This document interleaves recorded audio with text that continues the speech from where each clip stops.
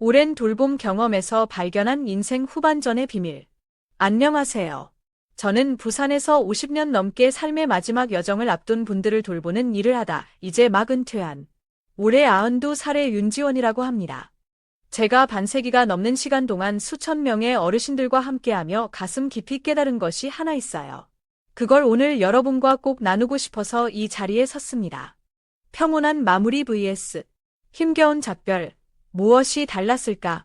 참 신기하게도요. 인생의 황혼역에서 평온하게 눈을 감으신 분들과 마지막까지 힘겹게 병마와 싸우다 지치신 분들 사이에는 눈에 띄는 차이점이 있었어요. 그게 뭘까 곰곰이 살펴보니 놀랍게도 그분들이 40대 즈음부터 꾸준히 이어온 어떤 생활 방식 때문이더라고요. 가진 것이 많고 적음이나 사회에서의 위치 같은 건 전혀 상관이 없었어요. 오히려 평범하게 살아오신 분들 중에서 더 편안한 마지막을 맞이하는 경우를 훨씬 많이 봤습니다. 숨 가쁘게 하는 힘든 운동보다도 어쩌면 아주 사소해 보이는 그 습관 하나가 삶의 질은 물론이고 생의 마지막 풍경까지 다르게 만들고 있었던 거죠. 제가 지금부터 들려드릴 이야기는 그냥 어디서 주워들은 이야기가 아니에요. 50년 넘는 세월 동안 제가 직접 보고 듣고 경험하며 얻은 삶이 직접 들려준 생생한 교훈입니다. 이 안에는 어쩌면 여러분의 남은 인생을 더 건강하고 풍요롭게 만들 구체적인 방법들이 담겨 있을지도 몰라요. 앞으로 우아한 황금기라는 이름으로 누구나 따라 할 수 있는 진짜 노후 비결들을 하나씩 풀어놓을 테니 오늘 이야기가 그 시작이 될 겁니다. 분명 여러분의 삶에도 작은 울림을 줄 수 있을 거예요. 숫자가 말해주지 않는 현실, 건강 수명의 함정. 우리나라 사람들이 평균적으로 80세 넘게 산다고들 하죠. 그런데 진짜 중요한 건 아프지 않고 내 힘으로 건강하게 지내는 시간이 언제까지냐는 거예요. 안타깝게도 그 기간은 70대 초반이면 멈추는 경우가 많아요. 이게 무슨 뜻인지 아시겠어요? 나머지 10년 이상을 여기저기 아프거나 누군가의 도움을 받으며 살아가야 할 수도 있다는 의미예요. 제가 돌봄 병동에서 만난 수많은 어르신들의 마지막 모습은 참 다양했습니다. 어떤 분은 정말 잠든 듯 평온한 얼굴로 떠나셨고, 또 어떤 분은 마지막 순간까지 고통과 싸우느라 너무나 힘겨워하셨죠. 그 차이를 만든 건 돈도, 학벌도, 명예도 아니었어요. 두 어르신의 엇갈린 마지막. 특히 기억에 남는 두 분이 계세요. 한 분은 평생 바닷가에서 어부로 살았던 안민식 어르신이셨어요. 60 후반이셨는데 큰 재산은 없으셨지만 매일 동네 한 바퀴를 걷고 식사는 늘 소박하게 하셨죠. 덕분에 마지막까지 큰 병치레 없이 자리를 지키시다 편안히 가셨어요. 반면에 최 교수님이라는 분은 명문대 교수로 정년 퇴임하시고 경제적으로도 아주 여유로우셨어요. 최고급 건강검진에 좋다는 건 다 챙겨 드셨죠. 하지만 70 중반에 여러 질병으로 고생하시다 결국 병원에서 힘겹게 눈을 감으셨습니다. 이런 상반된 모습들을 보면서 저는 한 가지 중요한 사실을 깨달았어요. 우리가 건강을 위해 좋다고 믿었던 것들, 비싼 영양제, 힘든 운동, 최신 의료 기술 같은 것들이 반드시 정답은 아니라는 것을요. 진짜 삶을 바꾸는 열쇠는 오히려 너무 사소해서 우리가 쉽게 지나쳐버리는 일상의 작은 습관 속에 숨어 있었습니다. 내가 이렇게 될 줄은 몰랐어요. 제가 처음 이 일을 시작했을 때 가장 충격적이었던 건 많은 환자분들이 한결같이 내가 이렇게 될 줄은 정말 몰랐어요 라고 말씀하시는 거였어요. 더 놀라운 건 평생 건강에 신경 쓰고 나름대로 관리해왔다고 생각했던 분들일수록 그런 말씀을 더 자주 하셨다는 점이에요. 얼마 전 세상을 떠난 이태호 어르신도 생각나네요. 젊어서부터 마라톤을 즐기며 누구보다 건강에 자신 있다고 하셨던 분인데 결국 갑작스러운 병 앞에서는 속수무책이셨죠.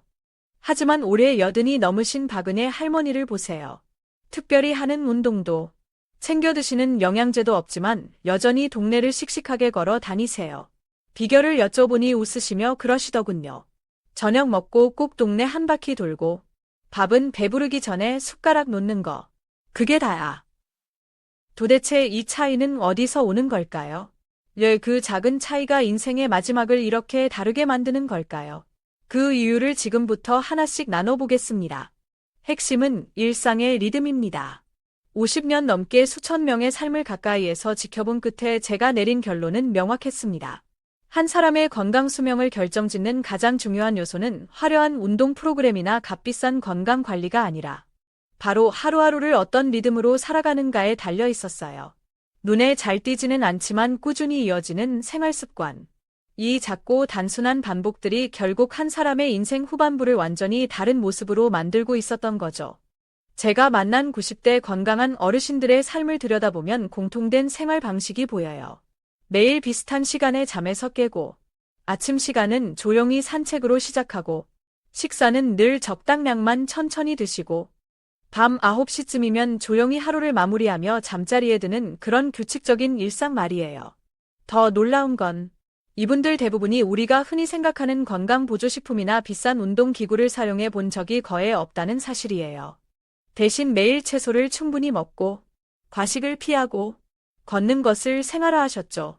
그런 평범한 습관들이 모여 결국 누구보다 건강하고 단단한 노후를 만들어낸 겁니다.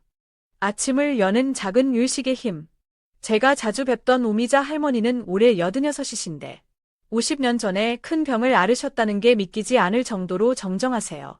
비결을 여쭤봤더니 이렇게 말씀하시더군요. 하루 중에 아침 시간이 제일 중요해.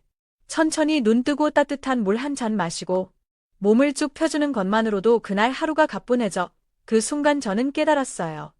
우리가 건강을 위해 꼭 해야 한다고 믿었던 많은 것들이 어쩌면 불필요하거나 오히려 부담이 될 수도 있겠구나 하고요. 화려한 운동. 비싼 영양제보다 더 중요한 건 매일의 작은 선택과 습관이었던 거죠. 장수의 첫 번째 비밀, 소식. 제가 지난 수십 년간 지켜본 바로는 가장 평화롭고 건강하게 삶을 마무리하신 분들에게는 예외 없이 한 가지 공통점이 있었습니다. 그건 바로 적게 먹는 습관. 즉 소식이었습니다. 배고픔을 참을 정도는 아니지만 배부름에 이르기 전에 숟가락을 놓는 것. 그것이 그분들의 식사 원칙이었어요. 실제로 건강하게 오래 사신 분들은 대부분 한 끼 식사로 밥 한 공기 정도만 드셨습니다. 너무나 평범해서 놓치기 쉬운 이 작은 실천이 실은 가장 확실하고 강력한 건강 비결이었던 거죠. 시간이 생명을 살린다. 식사 속도의 마법. 구체적인 사례를 하나 더 말씀드릴게요. 제가 만난 분 중 가장 인상 깊었던 분은 문희숙 할머니세요. 올해 83이신데 70대 중반에 암 말기 판정을 받고 의사로부터 3개월 시한부 선고를 받으셨대요. 그런데 그 예상을 깨고 무려 8년 넘게 건강하게 더 사셨어요. 그 힘은 어디서 나왔을까요? 할머니의 하루는 늘 같은 리듬으로 움직였어요. 아침 6시면 일어나 따뜻한 물을 마시고 20분 정도 천천히 동네를 걸으셨죠. 식사는 반드시 20분 이상 천천히 꼭꼭 씹어 드셨고 저녁 7시 이후에는 물 외에는 아무것도 드시지 않으셨어요. 이 단순하고 철저한 생활 리듬이 할머니의 생명을 연장한 힘이었던 겁니다. 특히 제가 주목했던 건 식사 속도였어요. 음식을 천천히 오래 씹어 드시는 분들이 유독 건강하게 오래 사셨습니다. 보통 바쁜 현대인들은 한 끼 식사를 10분도 안 돼서 끝내곤 하잖아요. 그런데 평균적으로 20분 이상 천천히 식사하는 분들은 그렇지 않은 분들보다 평균 8년 이상 더 건강하게 사셨다는 연구 결과도 있더라고요. 이 모든 이야기가 증명하는 건 단 하나입니다. 건강하고 오래 사는 삶은 거창한 게 아니라는 것. 작고 반복적인 습관들이 모여 만들어내는 일상의 리듬. 그것이야말로 우리 삶을 지켜주는 가장 든든한 울타리였습니다. 운동. 격렬함보다 꾸준함. 그런데 여기서 또 하나 중요한 요소가 있죠. 바로 운동입니다. 그런데 제가 오랜 세월 관찰한 결과는 우리가 흔히 아는 상식과는 조금 달랐어요. 등산이나 테니스처럼 땀을 뻘뻘 흘리는 격렬한 운동을 해야 건강해진다고 믿는 분들이 많잖아요. 하지만 실제로는 달랐습니다. 매일 30분씩 꾸준히 걷는 것. 그것이야말로 가장 안전하고 효과적인 건강 유지 방법이었습니다. 91살까지 정정하셨던 신동진 어르신은 이렇게 말씀하셨죠. 산에 힘들게 오르는 것보다 평지 천천히 걷는 게 우리 나이엔 100번 나아. 숨찬 건 젊을 때나 좋지. 늙으면 무리일 뿐이야. 잠. 시간보다 리듬. 또 다른 중요한 요소는 잠입니다. 많은 분들이 잠은 무조건 8시간을 채워야 한다고 생각하시지만 제가 곁에서 본 수많은 사례는 다른 이야기를 들려줬어요. 얼마나 오래 자느냐보다 중요한 건 언제 자고 언제 일어나는가였습니다. 매일 비슷한 시간에 잠자리에 들고 비슷한 시간에 눈을 뜨는 규칙적인 수면 패턴을 유지한 분들이 훨씬 더 건강한 노년을 보내셨어요. 잠의 양보다 리듬이 더 결정적이었던 거죠. 마음의 평화, 작은 기쁨 찾기, 그리고 절대 빼놓을 수 없는 것이 바로 마음 관리, 즉 스트레스를 다스리고 평온함을 유지하는 능력입니다. 제가 지켜본 수많은 마지막 순간들 속에서 가장 평온하게 세상을 떠나신 분들에게는 하나의 공통점이 있었어요. 그분들은 큰 목표나 많은 재산보다는 일상의 작은 기쁨을 누릴 줄 아는 마음을 가지고 계셨습니다. 어떤 할머니는 매일 아침 베란다에 나가 작은 화분에 물을 주며 하루를 시작하셨어요. 제가 조심스레 여쭤봤죠. 할머니, 매일 이렇게 화초 돌보시는 게 힘드시진 않으세요? 그러자 할머니는 웃으며 답하셨어요. 나이 들수록 내 손으로 할 수 있는 일이 줄어들잖아. 그런데 이 작은 생명 하나 돌보는 게 내가 아직 살아있다는 걸 느끼게 해줘. 그 말씀이 제 마음에 깊이 와닿았습니다. 실제로 소소한 취미 생활을 꾸준히 하시는 분들은 그렇지 않은 분들에 비해 치매 발병률도 현저히 낮았습니다. 작은 취미 하나가 뇌를 자극하고 삶의 의미를 더해주는 것이죠. 모든 것은 적당히, 절제의 미덕. 그리고 제가 오랜 시간 가장 강조해 온 한 가지는 바로 절제입니다. 건강을 위한다는 이유로 우리가 얼마나 많은 것을 과도하게 섭취하고 있는지 모릅니다. 담배나 술은 물론이고, 몸에 좋다는 건강식품이나 영양제도 마찬가지예요. 지나치면 모두 독이 됩니다. 제가 만난 가장 건강한 어르신들은 하나같이 입버릇처럼 이 말을 하셨어요. 모든 것은 적당히, 딱 거기까지만. 노후 자금. 중요한 건 균형. 이제 많은 분들이 가장 궁금해하시는 노후 자금에 대해 이야기해 볼까요? 어떤 어르신은 은퇴 후 모아둔 돈을 전부 건강 관리에 쏟아부으셨어요. 최고급 한약, 비싼 영양제, 매달 수십만 원짜리 헬스클럽 회원권까지. 하지만 결과는 어땠을까요? 그분이 70 중반의 병원에 오셔서 제게 하신 말씀이 아직도 생생합니다. 돈이면 건강도 살 수 있을 줄 알았는데 그게 아니었어. 반면 시장에서 평생 나무를 파셨던 김 할머니는 전혀 다른 길을 걸으셨어요. 힘들게 모은 돈을 아주 계획적으로 관리하셨죠. 혹시 모를 병원비를 위한 적금, 매달 생활비를 위한 연금, 그리고 손주들에게 용돈 줄 작은 통장. 이렇게 목적에 맞게 돈을 나누어 관리하셨어요. 제가 본 이상적인 노후 자금 관리 방식은 바로 균형이었습니다. 무조건 아끼기만 하는 것도, 반대로 생각 없이 써버리는 것도 결국엔 후회를 남기더라고요. 진짜 중요한 건 오늘과 내일 사이의 균형, 현재의 즐거움과 미래의 안정 사이의 조화였습니다. 제가 만난 80세 이상 어르신들 중 노후에 가장 만족스럽게 사셨던 분들은 대략 수입의 50%를 생활비로, 30%는 미래의 의료비나 비상자금으로, 나머지 20%는 여가나 취미생활, 혹은 주변 사람들과 나누는 데 사용하셨어요.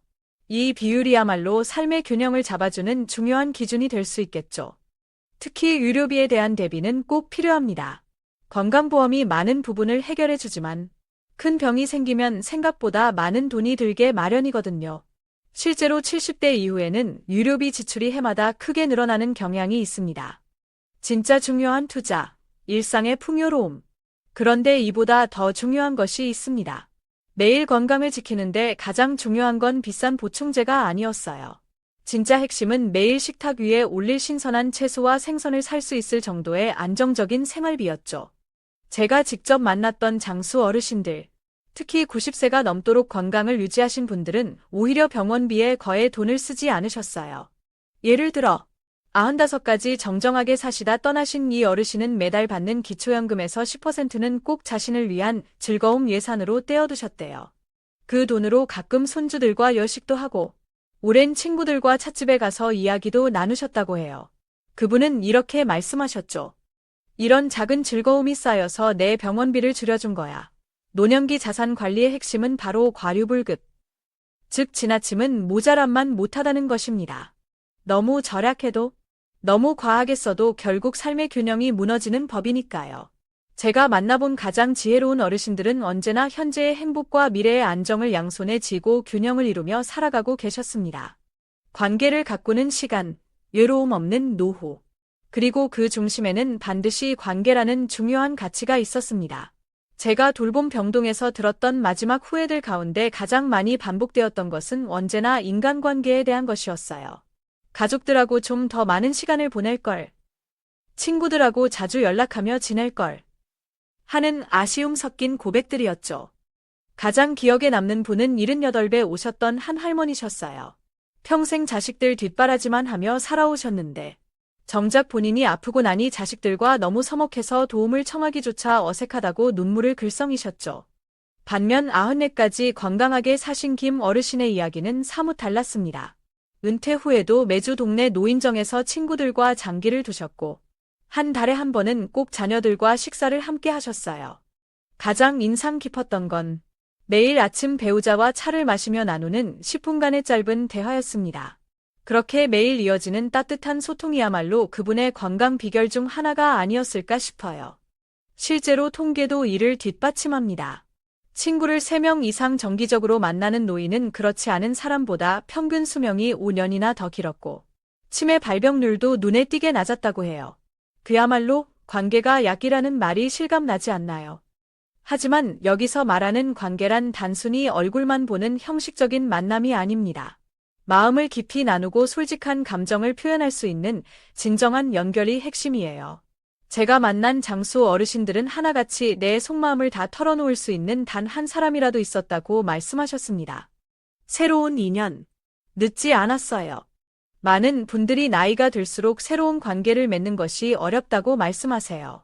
그런데 실제로 건강하고 활기차게 사셨던 분들은 오히려 더 용기를 내어 다가가고 새로운 사람들과 인연을 만들어 가셨습니다. 어디서부터 시작해야 할지 막막하다면 취미를 통해 자연스럽게 연결되는 방법을 추천해 드리고 싶어요. 저희 병원 근처 복지관에는 10년 넘게 이어져 온 뜨개질 모임이 있는데 참여하시는 분들 대부분이 80대 후반이 넘으셨는데도 여전히 정정하시답니다. 손끝으로 무언가를 함께 만들며 나누는 이야기가 삶의 큰 활력소가 되어주는 거죠. 배우자와의 관계도 빼놓을 수 없습니다. 매일 30분 이상 배우자와 진심으로 대화하는 부부는 그렇지 않은 부부보다 평균 8년이나 더 오래 산다는 연구 결과도 있어요. 단순히 같은 공간에 있는 것을 넘어 마음을 나누는 시간이 중요한 거죠. 관계는 회복될 수도 있습니다. 얼마 전 세상을 떠나신 한 할머니는 입원 후에야 자녀들과 매일 짧은 손편지를 주고받기 시작하셨는데 그 3개월이 인생에서 가장 따뜻한 시간이었다고 말씀하셨어요. 뒤늦게라도 용기를 내는 것이 중요합니다. 요즘은 영상통화 같은 기술 덕분에 멀리 있는 가족과도 쉽게 연결될 수 있잖아요. 중요한 건 얼마나 자주 만나느냐가 아니라 얼마나 진심으로 연결되느냐입니다. 상대의 말을 판단 없이 들어주는 경청의 자세가 특히 중요하고요. 나눔과 돌봄 속의 기쁨. 혼자 사시던 윤 할머니는 지역 복지관에서 배식 봉사를 시작하면서 우울감이 크게 해소되었다고 하셨어요. 남을 돕는 과정에서 자존감도 높아지고 새로운 사람들과 자연스럽게 어울리게 된 거죠. 반려동물이나 작은 식물을 돌보는 것도 좋은 방법입니다. 꼭 사람이 아니어도 마음을 나눌 대상이 있다는 것은 삶에 큰 위안과 활력을 줍니다. 마음가짐의 놀라운 힘. 이제 제가 직접 목격한 가장 놀라운 장면에 대해 이야기해 드릴게요. 바로 마음가짐이라는 보이지 않는 힘이 건강에 미치는 영향입니다. 같은 병을 앓고 있어도 삶을 긍정적으로 바라보는 분들은 부정적인 태도를 가진 분들보다 평균 2년 이상 더 오래 사셨어요. 말기 암 판정을 받으셨지만 진단 후 5년이나 더 건강하게 사셨던 장 할머니의 비결은 매일 아침 거울 앞에서 활짝 웃는 연습을 하는 것이었어요. 처음에는 억지로 웃었지만 그 작은 습관이 마음을 밝히고 면역력까지 높여주었다고 하셨죠. 또 매일 밤 잠들기 전 그날 감사했던 일 3가지를 떠올리는 감사 일기를 쓰셨는데 이게 숙면과 스트레스 해소에 큰 도움이 되었다고 합니다. 하지만 무조건 긍정해야 한다는 뜻은 아니에요. 자신의 감정을 솔직하게 인정하고 건강하게 표현하는 것이 더 중요했습니다. 오래 사신 어르신들은 자신의 감정을 외면하지 않으셨어요. 기쁠 땐 기뻐하고 슬플 땐 슬퍼할 줄 아셨죠. 매일 자신의 감정 상태를 간단히 적어보는 것도 좋은 방법입니다. 작은 목표가 주는 활력. 은퇴 후에도 작은 목표를 가진 분들은 삶의 활력을 오래 유지하셨습니다. 이번 주에는 새로운 나물 무침 배우기. 한 달에 책 한 권 읽기처럼 사소하지만 의미 있는 계획들이 삶의 동기를 부여해 주었습니다. 80세 박 할머니는 매일 아침 작은 수첩에 적힌 오늘 할 일 목록, 손주에게 편지 쓰기, 봄나물 사러 가기 등을 보며 하루를 시작하셨는데 그 작은 목표들이 할머니의 하루를 빛나게 했죠. 진정한 건강, 몸과 마음의 조화. 결국 건강한 노후란 단순히 병 없이 오래 사는 것이 아니라 몸과 마음이 균형을 이루는 상태였습니다. 제가 만나본 가장 건강한 분들은 한결같이 내면이 평온했습니다. 그 평온함은 결코 특별한 데서 오지 않았어요. 매일의 반복 속에 자리한 작고 조용한 습관들. 그것이 진짜 건강의 씨앗이었습니다. 식탁 위의 생명선. 다시 한번 강조하고 싶은 것은 바로 식습관입니다. 우리가 매일 먹는 음식이 우리의 생명줄을 결정한다는 사실을 저는 50년 넘게 수천 명의 삶을 통해 확인했습니다. 유전보다 더 강력한 것이 매일의 식탁이었어요. 최근에 떠나신 89정 할머니는 평생 아주 적은 양의 식사만 하셨어요. 주변에서는 걱정했지만 오히려 그 절제가 할머니의 건강 비결이었죠. 배고픈 느낌조차 감사하다고 하시던 말씀이 기억에 남습니다. 특히 저녁 식사를 가볍게 하거나 일찍 마치는 습관은 수면의 질과 신체 회복 능력에 큰 영향을 미쳤습니다. 어떻게 먹느냐도 중요했죠. 음식을 천천히 20분 이상 꼭꼭 씹어 드시는 분들은 소화 부담도 적고 포만감도 오래갔습니다. 식단의 구성 역시 중요했는데요. 채소 위주로 드시되 일주일에 2~3번 정도는 생선이나 살코기를 곁들이는 분들이 영양 균형 면에서 더 좋았습니다. 90도 살홍할머니는 밥상에는 적어도 5가지 색깔이 올라와야 한다고 말씀하셨죠. 알록달록한 색깔만큼 다양한 영양소를 섭취하려는 노력이셨어요. 아침 식사를 든든히 챙겨 드시는 분들이 확실히 하루 종일 활력이 넘쳤고 매일 비슷한 시간에 규칙적으로 식사하는 것이 소화 기능 안정과 체중 관리에 큰 도움이 되었습니다. 초고의 운동, 부담 없이 매일 꾸준히. 운동에 대해서도 다시 한번 정리해 드릴게요. 과격한 운동보다는 몸에 무리를 주지 않는 가벼운 운동을 매일 꾸준히 하는 것이 훨씬 효과적이었습니다. 86이 할아버님은 40년 넘게 매일 아침 동네 공원을 40분씩 걸으셨어요. 비가 오나 눈이 오나 빠지지 않으셨죠. 걷는 동안만큼은 내가 살아있다는 게 느껴진다는 말씀이 인상 깊었습니다. 걷기는 노년기에 가장 안전하고 효과적인 운동입니다. 하루에 여러 번 짧게 나누어 움직이는 것도 좋은 방법이에요.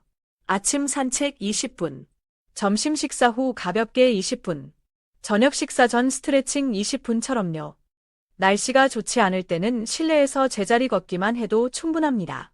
걸을 때 천천히 깊게 호흡하는 것을 잊지 마세요. 뇌 건강과 치매 예방에도 도움이 됩니다. 그리고 가장 중요한 것, 운동은 언제 시작해도 늦지 않았습니다.